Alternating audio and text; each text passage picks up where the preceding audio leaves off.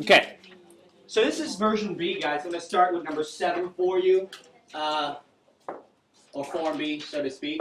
Here's number 7. I have negative 17. Oh, I can't write negative 17 correctly today. There you go. Equals to W minus 19 over 3.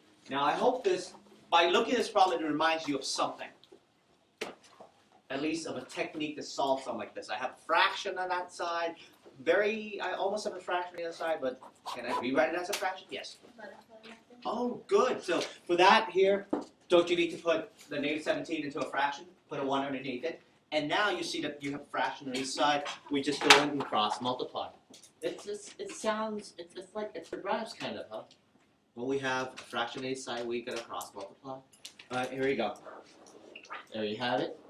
And there you have it. Any questions so far? And let's decorate the thing, too. Happy. There. And let's put this in, too. There. So, you want it to be good today, or it's going to be bad? It's up to you. You tell me what to do. Okay. All right. What do I do here? Okay, well, let's multiply. So just do this, okay? There. W minus 19 times 1?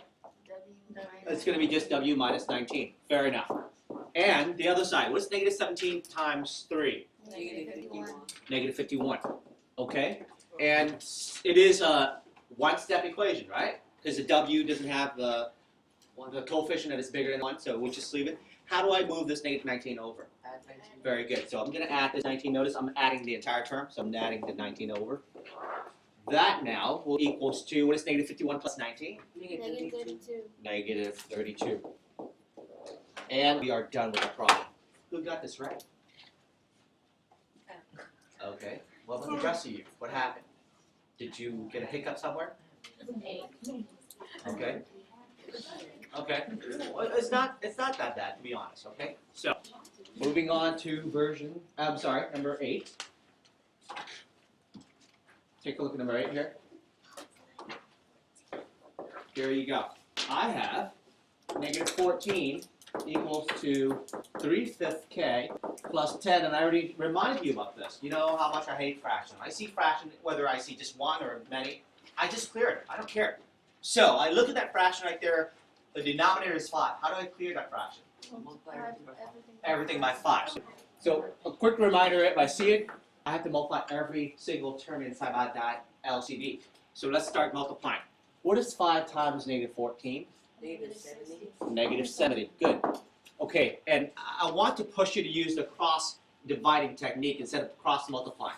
I'm sorry, not cross-multiplying. Instead of multiplying across. Sometimes just the number gets too big and you have a hard time dividing. So might as well just start dividing. 5 cross-divide with the 5 will give you a 1 times 3 on top. It's going to just give you a 3k. Yeah, and then 10 times 5 is 50. Yeah.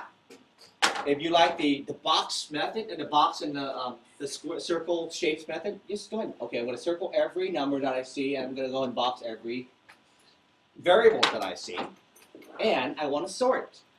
Logically, what would you move? 50 to join the Good, because I want all the circles to one side. And what I'm seeing is I have a lonely circle out here, looking over on the other side, like, come on over, you know? All right, and that square right there says, get the heck out of here. You know, well, you didn't do my side. This is my side, you know? All right, so 50 got to go. How do I move this 50 over? Good, so always perform the opposite operation. Notice that every time we move the entire shape over, it's either adding or subtracting. So in this case, I'm subtracting this 50 over, and I have 3k left on the other side, and I also have, what's negative 70 minus 50? Very good. Negative 120, and notice the last step here. We are getting rid of the 3, dividing each that to both sides, and your final answer is going to be negative 40. Negative 40. We are done. What do you think of that problem now? Is it difficult?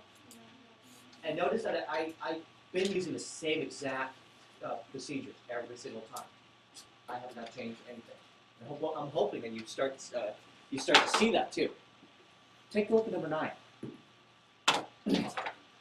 You have negative 4, this is number 9 by the way, times 2x plus 3 equals to negative 24. Now, I taught you this one strategy to solve this kind of problem. What is this strategy? How do you solve this? Very good. So distribute it. I'll take this negative 4 right there and distribute it to every single term inside of parentheses. Not outside, okay? Just inside. So I'm going to take this negative 4 times 2x. Negative 8x. Very good. And I'm going to take that negative 4 again and distribute to positive 3, which will give me negative 12, right? Negative 12 equals to negative 24. And I can do the same routine again. I'm going to circle that, the box, whatever, you know. It's your call. If you want to circle all the variables, then you circle all the variables. If you want to box your number, then box all the numbers. Okay? And Mark, you might want to start writing this down too. I noticed I gave you that version of the test. This is number 9. You know how to solve it? You know how to do this? You've never learned it? Oh, okay. Huh? Okay. Well, can you start writing it down so you know what to do? Okay. All right.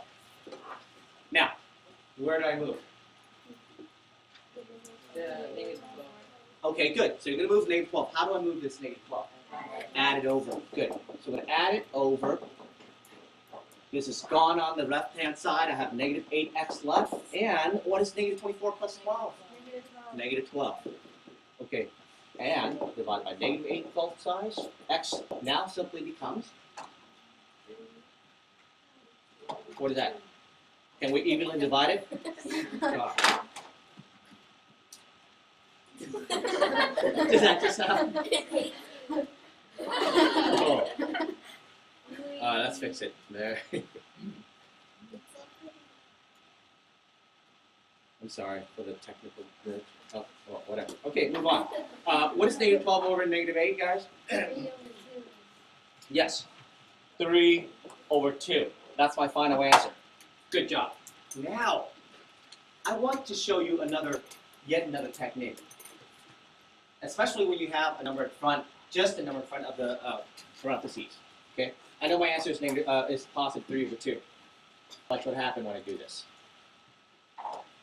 Let's say that I know the parentheses is like a barrier. I cannot touch it yet.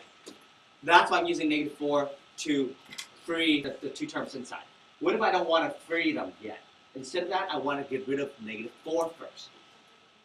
I can actually divide because negative 4 times the whole thing, right? So if I want to get rid of just negative 4, I can divide just by negative 4. That will get rid of negative 4 on this left-hand side. And notice, because the parentheses no longer doesn't have anything in the front anymore, it's automatically disappeared, just like that. Okay? And negative 24 divided by 4 is 6. And look, I'm going to do this minus 3 over 2x equals 2. 3 divided by 2. X is 3/2. There.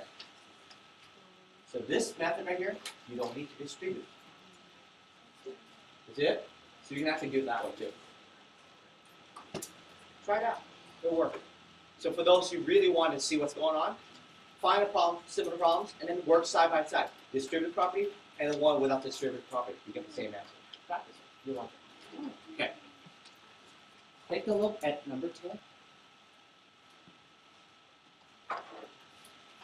You have 6k minus 8 equals to 4k plus 42. Okay, now for a problem like this, you can do it either way. I have like 4 different ways I just showed you, right? And so if you want to use the shape method, you can. So let's circle all the variable and let's box all of your number. Here's your divider. Tell me where to move.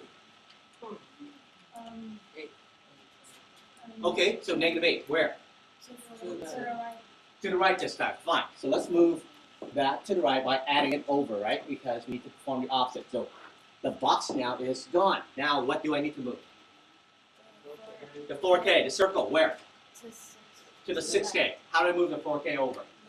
Minus 4k over. So minus the 4k, gone.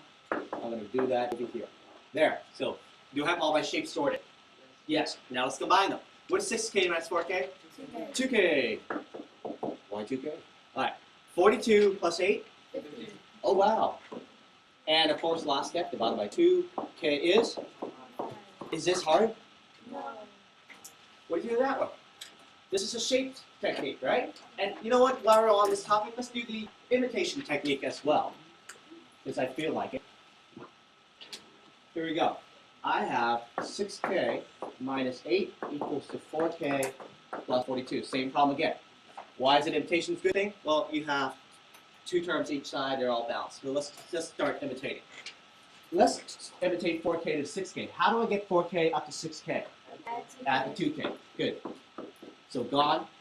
And now, how do I get the negative 8 up to 42?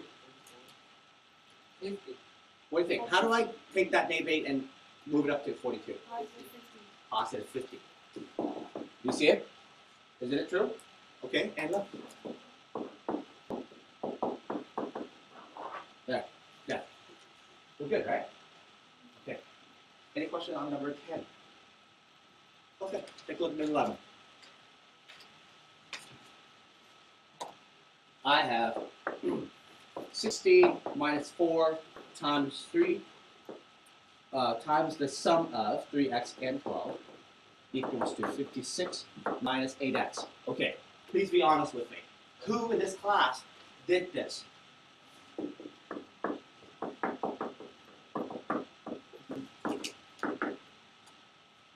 Raise your hand. Okay, there you go. Remember that if you have parentheses in there somewhere, according to PANDAS, you are not allowed to do any subtraction or addition first, right? You got to start looking at parentheses. Is that true? So please, next time when you see this and you're tempted to do it, you're like, wait, but no, I got to fight that urge. I know, I love subtraction and everything, but I see this parentheses.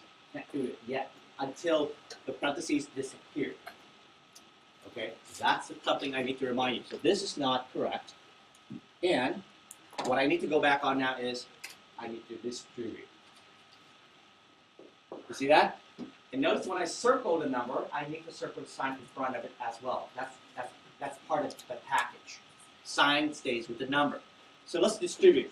What is negative 4 times 3x? Negative 12x. What is negative 4 times 12? Negative 48 equals to 56 minus 8x right there. And you know, next step is you can start circle and box if you want to do this. So let's circle all the numbers that I see. And let's box all the variable that I see. There. And I hope you see a clearer picture now on what I need to do to sort. Am I done sorting yet? Okay, so tell me what to move.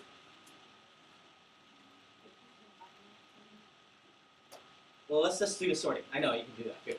But let's sort. What do you want?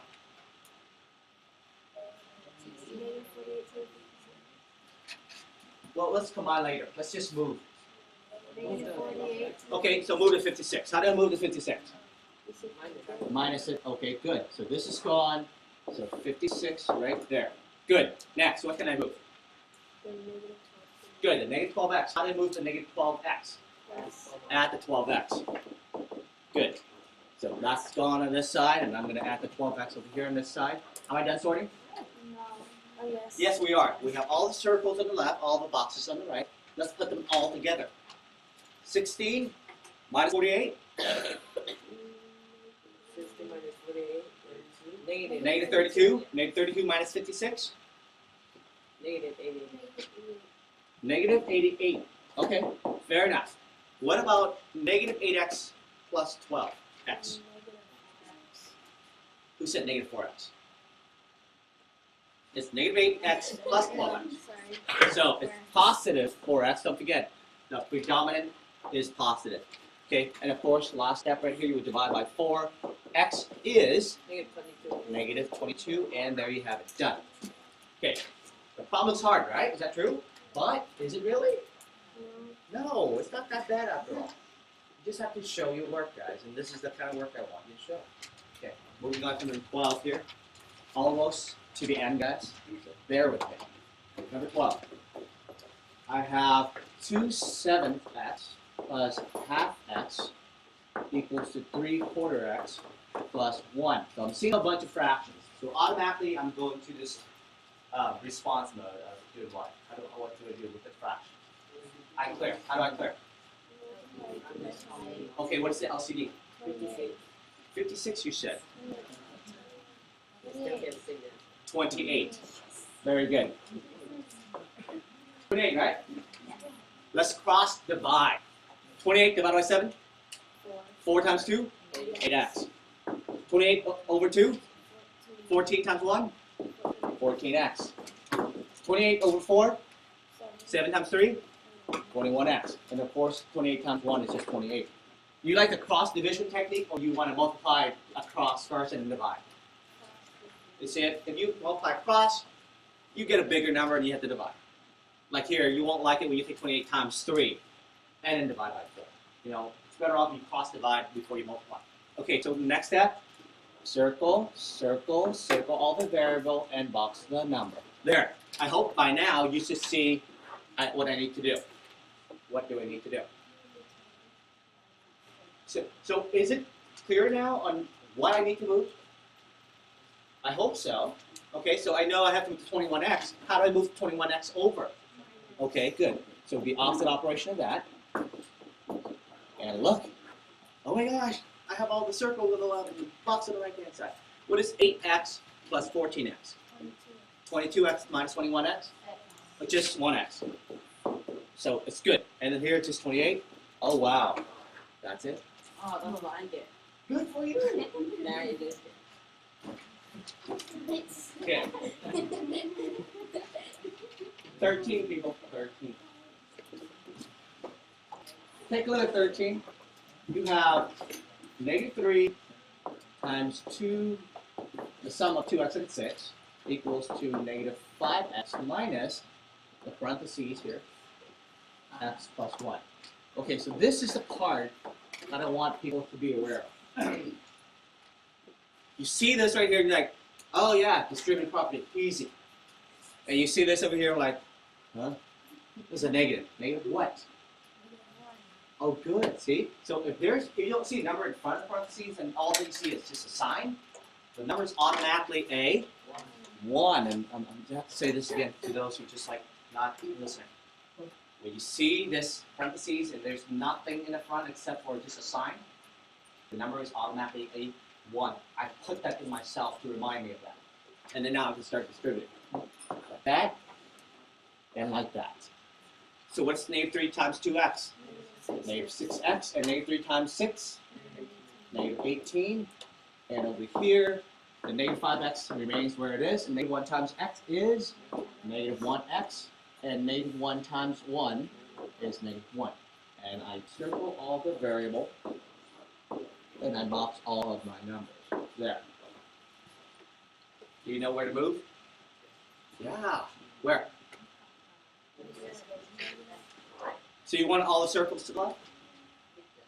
Or would you like to move the negative 6x to the right? To the right. One move. So I'm going to add the 6x to the right. Oh, look at that. Okay, and then I move what? The negative 1. How do you move the negative 1? Add the 1. Done. Done.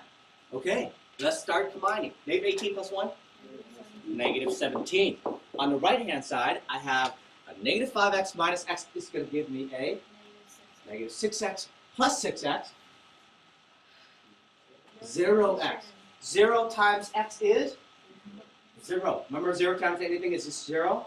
So that means on the right-hand side, my variable is gone. All I have is a 0 equal to negative 17, which is illogical. You know, you should have something going on in your head, say, illogical, illogical, 0 does not equal negative 17, 0 equals to 0. So because of that, what kind of solution do I have? No solution.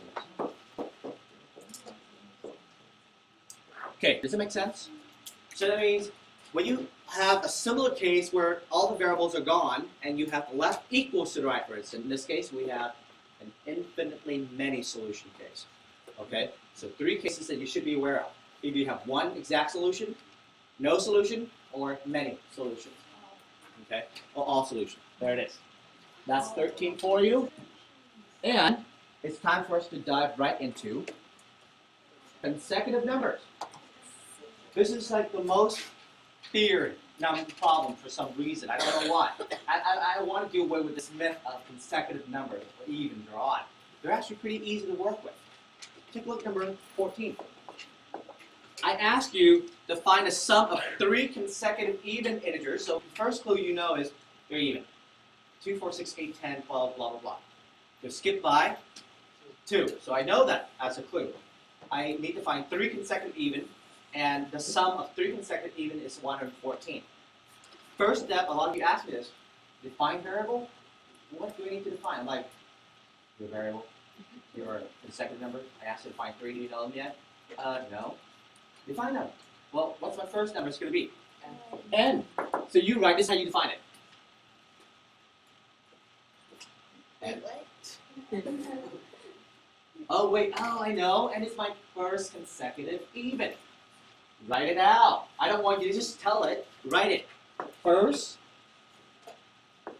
consecutive even. There, that's what n is. When I ask you to define, I need you to give a meaning to the variable. Because I don't know what n is personally. You know what n is, but you need to explain it. Okay? And how do I define my second consecutive? Very good, because you know that the rule is for even or odd, you're skipping my 2, so therefore my second one is going to be n plus 2. Then I write second consecutive even, and then n plus what? 4 is going to be my third consecutive even. There, I just define my 3 consecutive even numbers. Next thing is to write an equation. Okay, an equation is of what? Like what the clue says, if I add these 3 numbers together, my thing is 114. So that means I have to do the first number, add my second number, add my third number, should equal to 114. This is called an equation. There, I'm done with that next part. And then the next part asks you to solve. Okay, that means I need to start looking at, okay, if you want to do this one, circle all the circle all the variable that you see, box all the numbers that you see, then you should see, oh wait, n plus n is 3n. And notice I need to move the 2 boxes over, but you can certainly combine them first. 2 plus 4 is 6 equals to 114. See that? And then subtract the 6 over. Did you get to that step?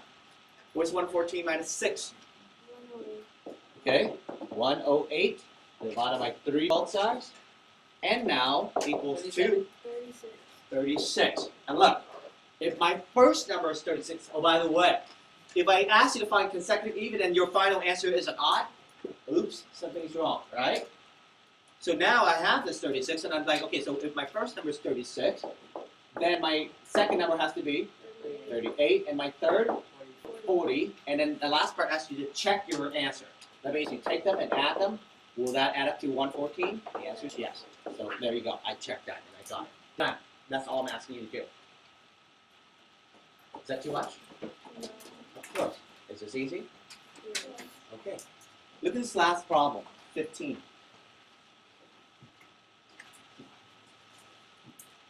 Okay.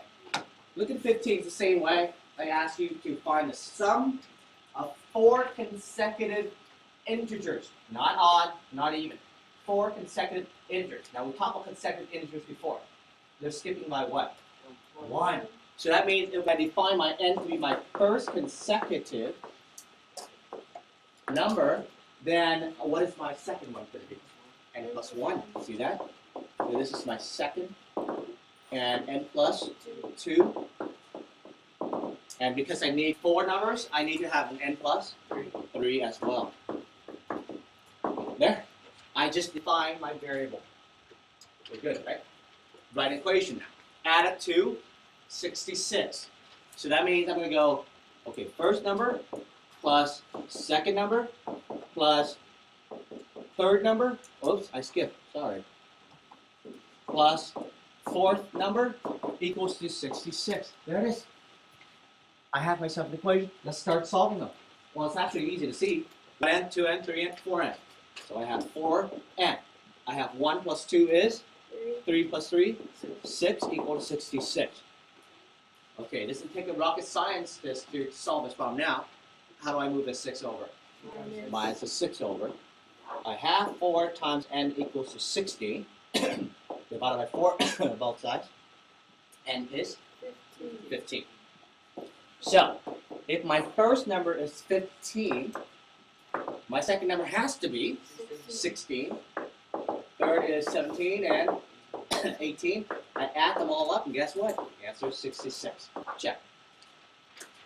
We're good, right? And that's all there is to it. Okay. Let me pause this.